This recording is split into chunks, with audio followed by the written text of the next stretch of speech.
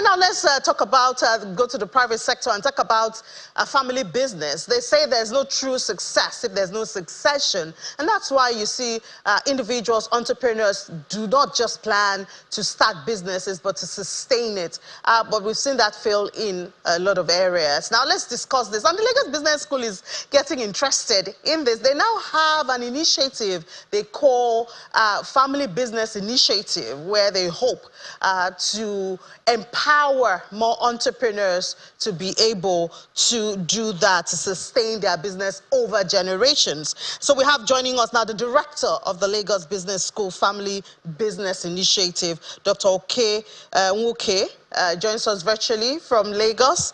And I believe this is Mr. Mezo Nwuneli. He is the co-founder and managing partner, Sahel Capital Agribusiness Managers. Good morning, Mr. Nwuneli, and happy holiday to you. Good morning. Yeah, so of course we see a lot of Nigerians, we have, you know, the go-get-it spirit, we want to make it. But when we talk about real success, obviously we talk about succession. What percentage of businesses would you say can be classified into that succession degree?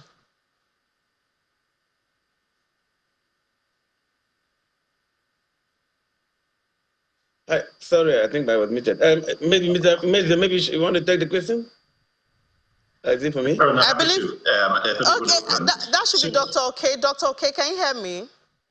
Okay, I can hear you very well, yes. All right. So that was actually for Mr. Nwuneli. But since you're the one who can hear me now, why did Lagos Business School begin this initiative? Of what benefit do you hope to bring to the economy? Again, thanks for having me this morning on your program. Like you mentioned earlier on, Lagos Business School, generally as a business school, that's a goal of growing responsible leaders, that will inspire the growth in Africa. And that includes family businesses that fundamentally form the crux of businesses in every economy, Nigeria not out of that pool. Now, so what we want to do in Lagos Business School, I know there have been activities by different people on family businesses. They have seminars in different fora. But what we are doing in Lagos Business School is different from what you have currently. It's not a one-off event that we're doing. It's, like you say, a collaboration of academia, business leaders, practitioners coming together to form that initiative you mentioned. And the essence is, to create a platform that will bring family business leaders together and across generations, not just the founders. Sometimes that both the founders, the successors, sometimes the third generation families, family leadership, and we bring them together to begin to have discussions on how do we change the narrative, that almost everybody knows about family businesses. I mean, that is saying that they don't last beyond the founders, and that after the first generation, over 70% is gone, etc. And what we say in Lagos Business School is, it is not something that must happen. It's a consequence of action that has been taken in the past.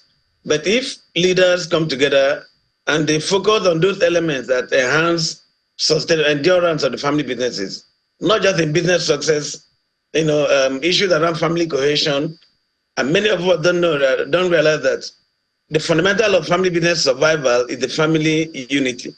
Where you don't have unity, you can easily predict where the family business will go. So what we are trying to do in Lagos Business School is bring people together. Today you have on this panel, Mr. Nwuneli. He does not work for Lagos Business School, but he's a family business practitioner, so he has a lot of family businesses. So we are bringing people like him to join us in that effort to begin to change that narrative. We believe the family is so important to the economy that every effort that is required must be deployed to make sure that that story of start and stop is changed forever. And the family have capacity to last hundreds of years. I mean, you may not know that the business over in Japan have lasted over 1,000 years, some 700 years, some 800 years, 500 years. And we don't see any reason why that should be different in Nigeria. So obviously, Mr. Nwuneli now, obviously it's a family thing for you.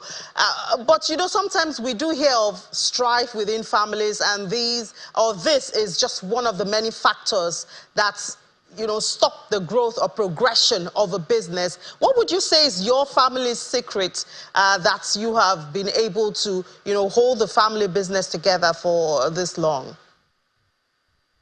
Sure, thank you. Just to give some context as well to your question, roughly half of Nigeria's GDP is driven by SMEs, and most of those SMEs are family-owned businesses. So if we're truly going to create diverse and cohesive growth in Nigeria, we need to see how do we actually strengthen, enable, and support family businesses to grow and contribute to reducing inequality that is across the land. Now, from my perspective and Sahel's perspective, so 3 companies that I'm involved with, my family owns majority shares, but also as investors, we've backed and supported over 15 different family-owned companies in 4 different African countries, investing both equity and debt to help them scale. And ultimately, many different key things that are important to enable multi-generational growth. The first is you need to have very strong governance in place. Without checks, balances, and governance in place, you're going to be limited in terms of how large you can grow. You also need to have a good team and talent around you. And for many family businesses, it's very difficult to move beyond having family members running the organization. But if you're going to truly scale, you need to see how do you attract and incentivize talent to enable that happen. And also very critical is, as a family-owned business, not everyone needs to be in the family. It needs to be in the business. There needs to be a clear-cut division of roles, responsibilities, who is best suited to do what. The person who takes over the family business may not be the first son, maybe the third son, maybe the second daughter, but who truly has the skills and ability to scale the business. And family members can be shareholders. And if you have the right structures in place, you will benefit as a shareholder. There's nothing to worry about around that. But it's very critical if you're looking to scale, is to have those structures in place. And Dr. Oke mentioned earlier that there are businesses in Asia that have lasted over 1,000 years, which is unbelievable for many of us.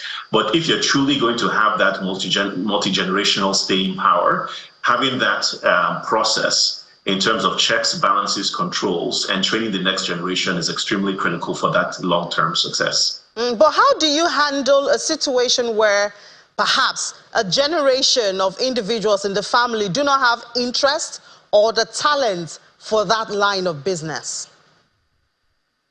So I'll give 2 different stories. So the first is, it is if the generation that is building the family business is truly putting structures in place, you do not necessarily need the next generation to take over the business if you're the controlling shareholder.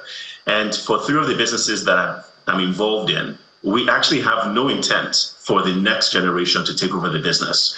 We want to make sure that other partners we've brought on board, other senior team members, have equity incentives, are properly incentivized so they can grow it themselves. And then as shareholders, we will benefit. So it's not a requirement. It's nice to have, but it's not a requirement. Now, for those families that would like family members to take over, there actually has to be a conscious training process in the next generation to prepare them to take over. You don't take your 17-year-old or 22-year-old child and then make that person a director. You're setting them up to fail. You need to make sure that you've built, given the skills, figure out who's the right person. Now, a second comment is that, it's quite fascinating in Japan that some of the family-owned businesses that survive generations, when they don't have a son as a successor, they actually adopt their daughter's husband who then takes on the family name to then run the company. So different cultures do different things, but it just goes to indicate that it doesn't, if you've truly built a well-run business, it is nice to have a family member running it, but you do not need to have a family member running it. And I'll use Cargill as an example. Cargill is probably one of the largest private companies in the world, tens and tens of billions of dollars of revenue.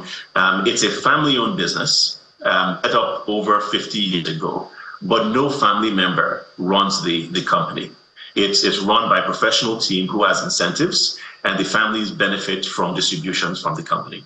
Yeah, well, I guess that once again highlights the importance of HR, getting talent with the right intention. You know, is another. I know at the beginning you did talk about putting systems and structures together to be able to direct people's behavior and all of that. But, you know, HR has always been a very sensitive part of starting a business or sustaining a business. I would agree with that, and I would even think beyond HR, because when many people think of HR, they think hiring, firing, paying salaries. But I really would, look at it as team development and team building. How are you attracting the best talents?